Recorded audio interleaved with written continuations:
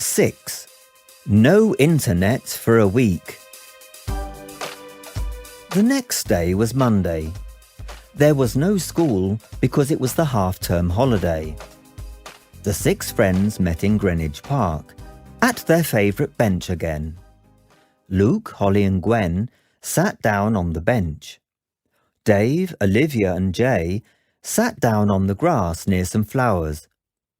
It was a beautiful sunny morning. There were not very many people in the park because it was a weekday. "What happened to that really bad weather forecast you saw on the internet, Jay?" asked Gwen. "It's going to rain all day with thunder and lightning. That's what you said." "Wrong London," said Jay. "That was the forecast for London, Canada. Sorry." "Never mind the weather," said Dave. "What am I going to do?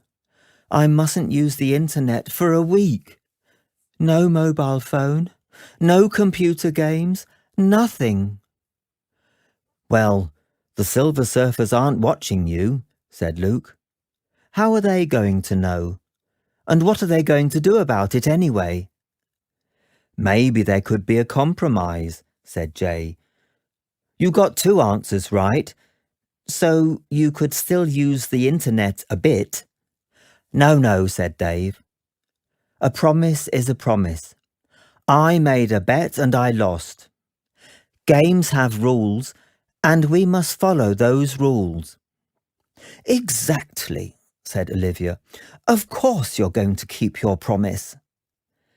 "But it is going to be awful," said Dave. "All this week you guys are going to send each other messages. How am I going to stay in touch? I'm going to feel left out. Maybe I should just stay away from you for the rest of the week." "I've got a better idea," said Gwen. "Let's all join Dave. Let's all have no internet and phones for a week. We can do it for fun." "What?" "We're going to act like there are no mobile phones, no internet, and no computer games," said Luke. "What on earth are you talking about?" "Oh, come on," said Gwen. "It wouldn't be the end of the world. When my mum was a kid, they sometimes had power cuts, so everything went black, and they had to spend the evenings in candlelight. We're only talking about a week without smartphones, computer games, or the internet." "It could be fun," said Holly. "No nasty posts people put on social networks just to get attention. No comments on somebody's comment about somebody else's comment. No cyberbullies to block. I think it's a great idea." "OK, you're right. I'm in," said Luke. "There's still TV, newspapers and the radio. We don't need to be bored." "I agree," said Jay. "Let's have a 1-week holiday from the internet. I just need to tell all my friends what we've decided to do." He took his phone out of his pocket. Jay," said Olivia.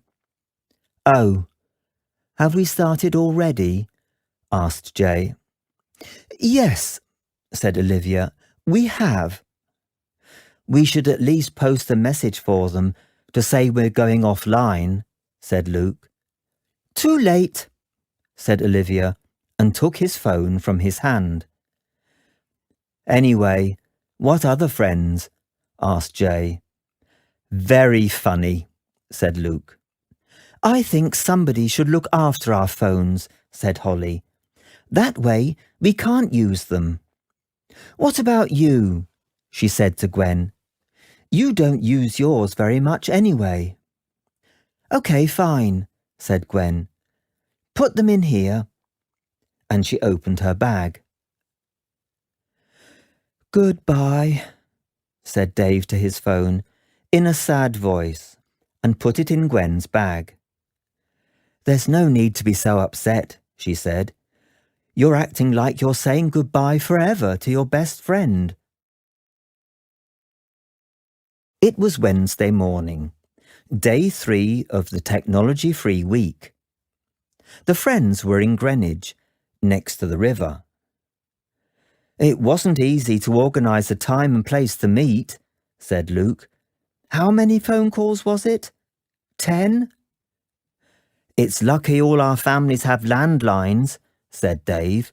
"Without that, I don't know how we could meet.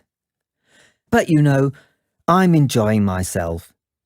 It's different without smartphones and computers and stuff like that." "We're spending more time together," said Holly. "Maybe because we have to chat face to face, not by text and messages." "So, what are we going to do today?" asked Jay. "How about a walk along the river?" said Olivia. "We could walk towards the centre of London. There are lots of interesting things to see." "I've never done that," said Luke, "and I've lived in Greenwich all my life." "Are you sure we can walk along the river all the way?" asked Dave. "We can't look at a map app to find out." "Aha! I almost forgot," said Holly. "I found my mum's old London map book. I always carry it with me now that I can't use internet maps." She took it out of her bag. They looked at it and found that it was possible to walk along the river all the way to the centre of London. "Centre of London, here we come," said Luke. They went past Canary Wharf, on the other side of the river, with its big modern office buildings. Then they came to the old docks. "How do we get out of here?" asked Jay. "We could go that way, behind the cafe, or that way over the little bridge, or that way between the 2 office blocks." This area has changed since my mum bought the map book," said Holly. "I don't know where to go." "We can ask somebody," said Olivia. "Excuse me." She waved at a young woman at a table outside the cafe. "What's the best way to get to the centre of London?" That way," said the woman, and pointed to the little bridge. She had a book in her hands, and when she pointed, she dropped it, and it hit the ground with a bang. Olivia picked it up. "Victorian London," she said, reading the title. "Interesting book?" "It's very interesting," said the woman. "In Queen Victoria's time, ships arrived right here from all parts of the world. These old buildings were full of amazing things from other countries. Now they're all flats, offices, cafes and shops." The others came over to the table, and they had a conversation with the woman. She was a history student from Spain. She asked them questions about Greenwich, Cutty Sark, and the Maritime Museum. "Interesting person," said Olivia, after they left the woman. "Yes, it was a nice chat," said Jay. They walked until they could see Tower Bridge and the Tower of London in the distance. "The Museum of London's near there," said Holly. "I'm sorry we never found the answer to that question from the challenge. You know, the oldest thing in the City of London." "Did your grandma tell you the answer?" asked Gwen. "I haven't seen her since the challenge," said Dave, "and I can't send her a message. No mobile, remember?" "Now I really want to know the answer," said Gwen. "I don't care about that," said Jay. "I'm just enjoying this walk by the river. The Thames looks great in the sun. And look, there's even a little beach by this part of the river." "That's the answer," said Gwen. "The oldest thing in the City of London is the river. It was here before there was anything else, right?" "Hey, I think you're right," said Dave. "Wait a moment, I've still got that letter." He took it out of his jacket pocket. Look at the second part, he said, and showed his friends the letter. Your answer must arrive in 1 hour. Arrive is in capital letters. The letters in arrive spell a river. Oh, it was an easy one, said Olivia. We just didn't see it. Are we sure that's the right answer? Asked Holly. Well, I can't phone Granny Rose to find out, said Dave. Yes, you can, said Holly. Look, there's one of those new public phone and Wi-Fi points over there. Dave went to phone his grandmother. Her number is easy to remember, he said over his shoulder. It's all 2s, 4s and 8s. A few minutes later, he came back. Yes, that's the right answer, he shouted. She said, I'm very clever and I've agreed to meet her in that Casa coffee place again next Sunday. You're very clever, said Gwen. I found the answer. I'm going to come with you on Sunday to make sure she knows it was me. Let's all go, said Olivia. We can thank your grandmother for the fun challenge. I'm surprised to see all of you here, said Granny Rose to the 6 friends. It was the next Sunday and they were all in Casa Coffee. I only expected Dave. She was with her Silver Surfer friends, round a big table.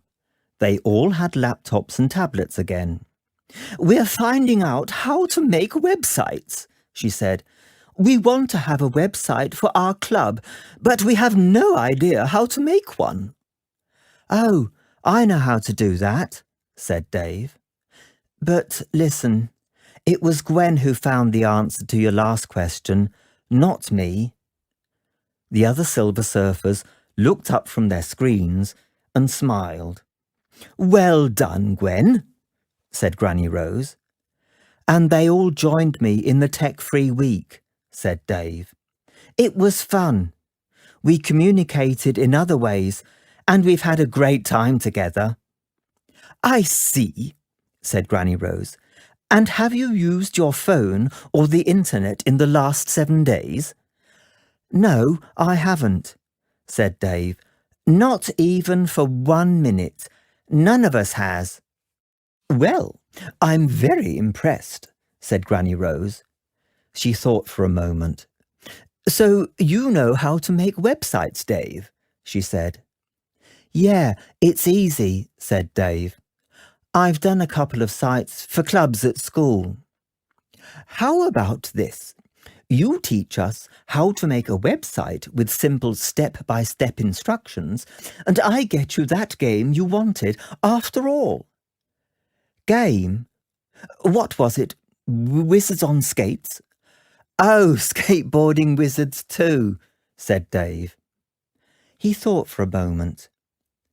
It's weird.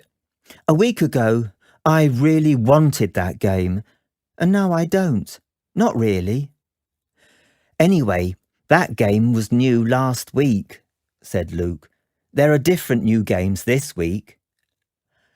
I've got a better idea, said Dave. I'll help you with your site, and you buy lemonade and some of the cakes here for my friends and me. This place is paradise if you love cakes. OK, that's very nice of you, Dave, and it's the right thing to do. Friendship is much more important than computer games. 6 lemonades and cakes?